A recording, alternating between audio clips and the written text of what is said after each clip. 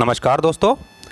Cat में यानी कि सेंट्रल एडमिनिस्ट्रेटिव ट्रिब्यूनल कोर्ट में आए दिन कोई ना कोई डिपार्टमेंटल केसेस होते रहती हैं, फिर चाहे वो किसी भी डिपार्टमेंट का हो। आज एक ऐसे ही इंटरेस्टिंग केस की हम चर्चा करेंगे और मुझे लगता है कि ये लैंडमार्क डिसीजन जो आया है ये सिर्फ जीडीएस कैंडिडेट्स को ही नहीं बल्कि जो भी लोग नौकरी करते हैं, फिर चाहे वो प्राइवेट सेक्टर में हो या फिर गवर्नमेंट सेक्टर में हो, उन सबको पता होना चाहिए। तो देखते हैं कि ऐसा क्या डिसीजन है कोर्ट का। उससे पहले फ्रेंड्स, अगर आप इस चैनल पर नए हैं तो चैनल को सब्सक्राइब कर लें ताकि आने वाले वीडियोस के नोटिफिकेशंस आपको मिलती रहे। तो चलिए स्टार्ट करते हैं। सबसे पहले मैं आपको एक बात बता दूं कि जो भी रूलिंग्स या ऑर्डर्स असेंबलीज लेजिस्लेटिव वगैरह में पास होते हैं उन्हें हम स्टैट्यूटरी रूल्स बोलते हैं और वही रूलिंग्स हर डिपार्टमेंट में इम्प्लीमेंट किए जाते हैं। कई बार ऐसा भी होता है कि अपने अपने डिपार्टमेंट के मैनुअल्स वॉल्यूम्स वगैरह के अकॉर्डिंग रूलिंग को इम्प्लीमेंट किया जाता है या फिर टाइम टू टाइम उसको अपडेट किया जाता है। कुछ ऐसा ही यहाँ पोस्टल डिपार्टमेंट के साथ हुआ। देखते हैं कैसा केस है, क्या मैटर है, किसने किया, किस पर किया। तो देखिए, ये जजमेंट की कॉपी है, आप देख पा रहे हैं स्क्रीन पर।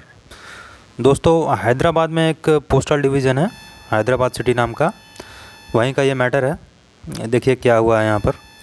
सेंट्रल एडमिनिस्ट्रेटिव ट्रिब्यूनल हैदराबाद के माधुरी वर्सेस डिपार्टमेंट ऑफ पोस्ट, आप यहाँ देख सकते हैं।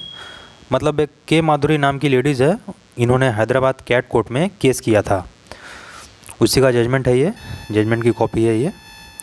और ये के माधुरी लगभग 37 साल की है, 37 इनकी एज है और एक जीडीएस एम्प्लॉई हैं स्टाम्प वेंडर में, मतलब डाक टिकट की बिक्री करना वगैरह इनका काम था। और इनके तरफ से जो वकील केस लड़ रहे थे उनका नाम था पवन कुमार, आप यहाँ देख सकते हैं नाम। खैर, हम लोगों को डिसीजन से मतलब होना चाहिए, वकील कौन है क्या है उससे मतलब नहीं है। और कोर्ट की एक बेसिक बात आपको जानना ज़रूरी है, जो केस करता है उसे कोर्ट एप्लीकेंट बोलता है और पेटिशनर भी कई बार बोला जाता है सिचुएशन के हिसाब से, और जो अपोजिशन है उन्हें रिस्पोंडेंट कहा जाता है। तो ठीक है दोस्तों, अब आगे बढ़ते हैं। मैं आपको बहुत सिंपल टर्म्स में समझाऊंगा, थोड़ा ध्यान दीजिए। देखिए, हैदराबाद सिटी डिवीज़न में एक नोटिफिकेशन निकला, वहाँ के जो भी एसएसपी हैं डाक विभाग के, उन्होंने एक नोटिफिकेशन निकाला एक डिपार्टमेंटल एग्ज़ाम का, GDS to postman mail guard का। और आपको तो पता ही है कि नोटिफिकेशन हर साल निकलता है हर डिवीज़न में डाक विभाग की ओर से एग्ज़ाम वगैरह का।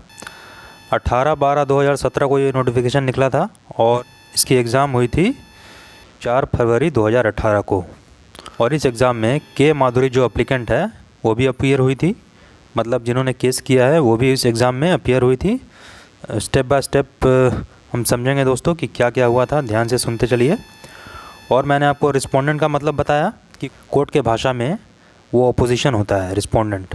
तो हम एक बार फिर देख लेते हैं कि अपोजिशन कौन है। देखिए यहाँ दिया है, जो ऊपर के ये 4 हैं ये डाक विभाग को रिप्रेजेंट कर रहे हैं। और लास्ट में जो है नाम देख लीजिए, जी किरण बाबू, जीडीएस मेल करियर पैकर। ये जो किरण बाबू हैं इन्होंने भी एग्ज़ाम दिया था और के माधुरी जो अप्लीकेंट है ये भी एग्ज़ाम में अपीयर हुई थी, तो दोनों एग्ज़ाम में बैठे थे। दोस्तों, कुछ महीने बाद रिज़ल्ट आया। फिर रिज़ल्ट में क्या हुआ दोस्तों, के माधुरी और किरण बाबू के मार्क्स सेम आ गए, दोनों के मार्क्स 43 आ गए। तो ऐसे में फिर सिलेक्शन किसका हो, अब यहीं से डिपार्टमेंटल रूलिंग की खोज शुरू हुई।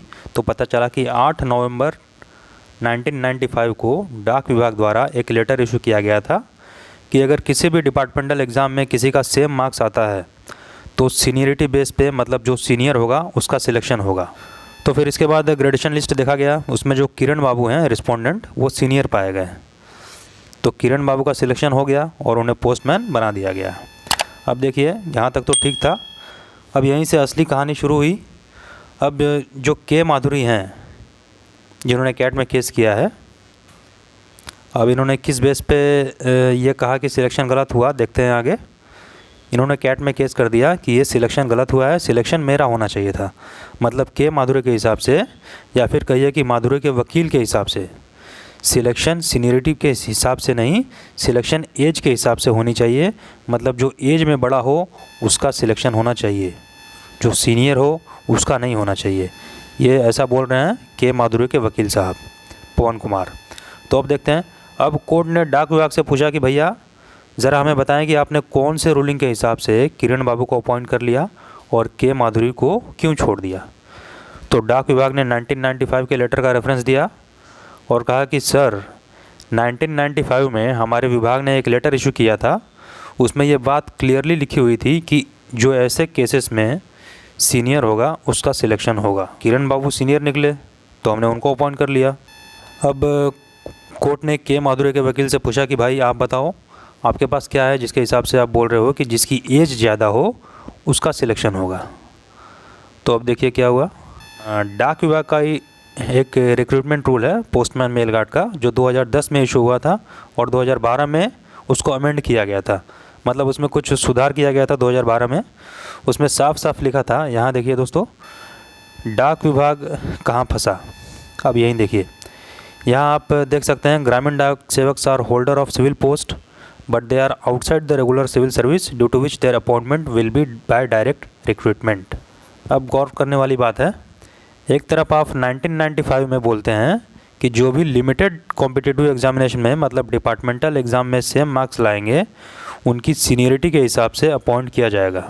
और आरआर में आप बोलते हो कि 2012 में अमेंड हुआ था कि जीडीएस सिविल पोस्ट के होल्डर हैं लेकिन वो सिविल सर्विसेज के दायरे में नहीं है, तो उनका जो भी रिक्रूटमेंट होगा वो डायरेक्ट माना जाएगा। मतलब जीडीएस जो भी एग्ज़ाम देंगे, पोस्टमैन मेल गार्ड पीए से जो भी एग्ज़ाम देंगे उनका रिक्रूटमेंट डायरेक्ट रिक्रूटमेंट माना जाएगा। अब कोर्ट ने कहा कि आपका 1995 का लेटर तो सिर्फ एलडीसी एग्ज़ाम मतलब प्रोमोटिस के लिए वैलिड है, जीडीएस पर तो वैलिड नहीं हो रहा है, क्योंकि जीडीएस को आप डायरेक्ट रिक्रूटमेंट मान रहे हैं। क्योंकि पोस्टमैन तो ग्रुप सी का पोस्ट है और जीडीएस का कौन सा ग्रुप है। आपके हिसाब से अगर ये प्रमोशन होता तो जीडीएस का पोस्ट ग्रुप डी का होना चाहिए, लेकिन उसका तो कोई ग्रुप है नहीं, तो फिर कैसे उसको प्रमोशन मान लिया जाए। और अगर प्रमोशन नहीं माना जाएगा तो ये सीनियरिटी का चक्कर कहाँ से आया। सीनियरिटी का तो सवाल ही नहीं उठता, क्योंकि प्रोमोटी तो है नहीं जीडीएस, उसका तो अपॉइंटमेंट होगा ना पोस्टमैन में। और डीओपीटी का क्लियर इंस्ट्रक्शंस है कि जिस भी डायरेक्ट रिक्रूटमेंट में किसी को सेम मार्क्स आते हैं तो डेट ऑफ बर्थ देखा जाएगा और जिसकी एज ज़्यादा होगी उसी को अपॉइंट किया जाएगा। यहाँ लॉजिक क्या है, सिंपल लॉजिक है, क्योंकि अगर जो छोटा होगा, जो यंगर होगा, उसको आगे भी बहुत चांसेस मिलेंगे एग्ज़ाम्स देने के, फिर आगे बढ़ने के, क्वालिफाई करने के। इसलिए ये लॉजिक दिया गया है यहाँ पर कि जिसकी एज ज़्यादा होगी उसी का सिलेक्शन किया जाएगा। तो के माधुरी जी इस केस को जीत गई और कोर्ट ने अपने डिसीजन में उन्हें कुछ राहत पहुंचाई। देखिए, सीनियरिटी का बेनिफिट उन्हें 4 फरवरी 2018 से ही मिलना चाहिए, यहाँ लिखा है। और एरियर के बारे में लिखा है कि एरियर के लिए वो एलिजिबल नहीं है, कुछ होंगे कारण उसके, और भी जितने बेनिफिट्स होने चाहिए पोस्टमैन के वो सारे उसी डेट से उन्हें मिले, ऐसा कोर्ट का अपने डिसीजन में कहना है। तो दोस्तों, आज के वीडियो में इतना ही, मिलेंगे नए अपडेट के साथ। वीडियो पसंद आया तो लाइक करें, शेयर करें, सब्सक्राइब करें, ताकि आने वाले अपडेट्स आपको समय पर मिलते रहें।